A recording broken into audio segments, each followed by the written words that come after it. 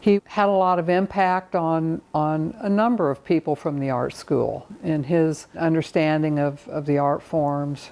After I saw Mike's work, I'm going, oh, what have I been missing out on? As met it myself, we'd never met. An Angola ceramicist's unfinished body of work is made new.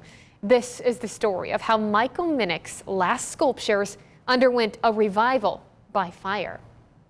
We met in California at an earth, air, fire, water pottery workshop. We knew we were right for each other. We've been together over 45 years. Sculptor Michael Minick died of cancer in 2018.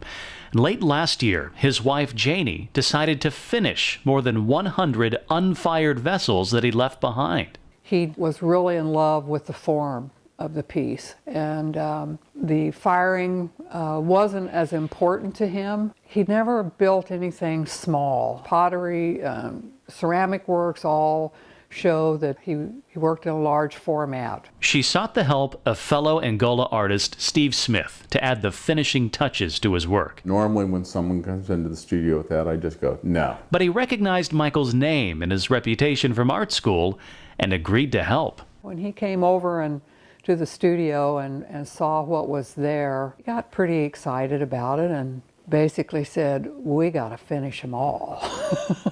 Even though Janie had been a ceramics major, that was a long time ago. She's been a graphics person for a long time. So it was trying to re-educate ourselves to what needed to be done. They decided that 3 different styles of firing would be used to complete Minick's remaining pots. Michael was starting to work toward ash glazes toward the end of his life. And when we opened the kiln on this one, our mouths dropped open and we went, oh, yeah, it did it.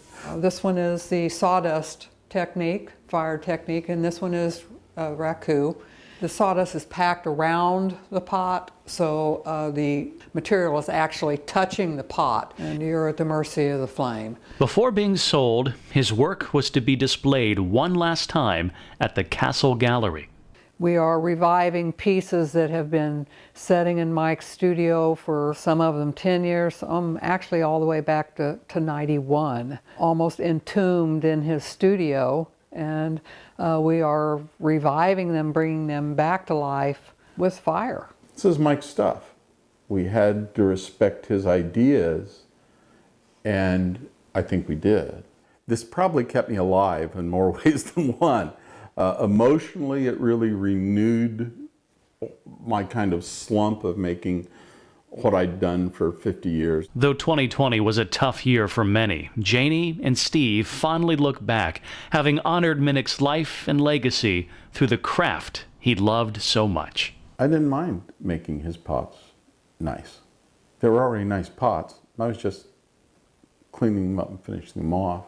But I was getting a lot of excitement, and I guess gratitude for being able to be part of the project. I mean, it was important to me to do all this. I had no realization that people would think it's so important. It's been very heartwarming to me.